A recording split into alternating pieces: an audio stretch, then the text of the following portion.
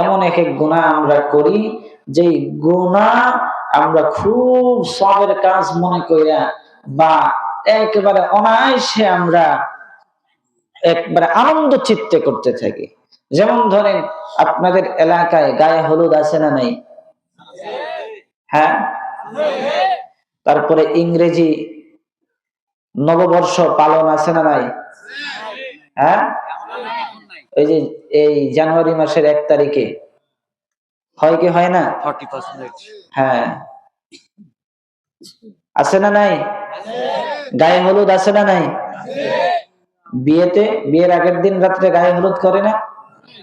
এটা কি সবের কাজ? খুব সবের কাজ না? এটা এক রাত্রে যদি কেউ জাগ্রত থাইকা এই গায়ে হলুদ পালন করে তাহলে মনে হয় এক উমরা করার সব হইব নাকি? নাউজুবিল্লাহ বলেন না, সব হইব। অথচ দেখা যায় হাজী সাহেব হজ করে আসছে, হজ করে আসার পরে দেখা যায় তার নাতি নাতনিরা গায়ে হলুদের অনুষ্ঠান করে, উনিও খুব আনন্দ চিত্তে মন মাথানো একেবারে মন মানসিকতা উজাড় করে সুন্দর করে একবারে টার্গেট লাইটের মতো তাকায়া উনি শুধু ডান্স দেখে। আছে না নাই? বলেন না আছে না নাই? এই ব্যক্তি হাজি না পাজি? যেটা বলেন হাজি না পাজি? আর যেটা বলেন হাজি না পাজি?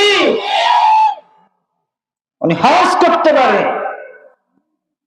কাবা ঘরের গিলাফ ধরে কান্না করতে পারে, হজরে আসওয়াদ চুমু খেয়ে আসতে পারে, মাগার ওনার হৃদয়ে যদি আল্লাহ তাআলার ভয় থাকতো তাহলে এই গায়ে হলুদ নামে হারাম কুসংস্কার কাজ তিনি করতে দিতেন না। ঠিক কিনা? আল্লাহ তাআলার ভয় হৃদয়ে যদি থাকে তাহলে ছোট থেকে ছোট গুনাহ করা যাবে না, আর ছোট থেকে ছোট গুনাহ হবে না। আর আল্লাহ তাআলার ভয় যদি অন্তরে না থাকে তাহলে আপনি বড় থেকে বড় গুনাহ করে ফেলবেন, আনন্দ চিত্তে নিজেও টের পাবেন না। এই জন্য আল্লাহ তাআলার ভয় অন্তরে থাকতে হবে। আল্লাহ তাআলার ভয় যদি অন্তরে না থাকে তাহলে আপনার কপালটা পুড়ে গেছে, আপনার কপালটা পুড়ে যাবে। এই জন্য আর নেকির কাজের ধারে কাছে আমরা নাই।